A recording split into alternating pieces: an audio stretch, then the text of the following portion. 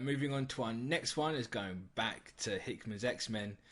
He has given, this is the same interview as earlier, he has given a bit of an insight into where he's taking this. Obviously, for those that don't know, Jonathan Hickman's back at Marvel. Just to repeat that, he's taking over X-Men, as Chat's rightly pointed out. He's kind of like the editor at the same time as the writer for this one. But we'll see how that goes, like continuity-wise. But he's starting his era with 2 6-issue miniseries. Think of how his Avengers and New Avengers did. So they're going to be running side by side. You could read one or the other and still be fine, but you're gonna want to read both because they are gonna make one big picture. Those 2 books are it's House of X and I believe Powers of 10, even though they're literally both Powers of X, House of X. But I believe they're referring to Powers of X as Powers of 10. Obviously it's Hickman, Silver and Gracie on that one, and I think it's also Hickman, Pepe Larraz and RB Silver. Oh no, RB Silver. It's I believe Gracie is doing both the colours on both books. But yeah, so these 2 are gonna obviously they're wiping out the entire X line. They're relaunching it. These 2 books are going to be the build up. Obviously, it's going to be 6 months worth of these things.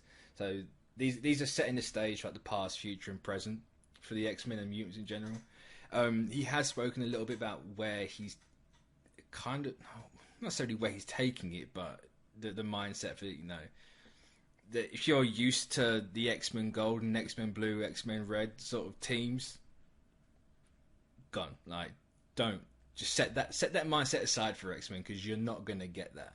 If you're used to the whole school, like Jean Grey School, the Charles Xavier School, and all that, put it aside. We're doing something different, and personally, thank God. Because the one thing the X-Men needs is a different direction. Like, yes, they came in and people were like, it's the whole uncanny thing with like was it Age of X-Man where it's just retreading Apocalypse? Like, was it my thing? Like, that they tried doing a nostalgia route. It hasn't really worked out. So let's actually do something actually different with the X-Men for a change. And it's Hickman, so.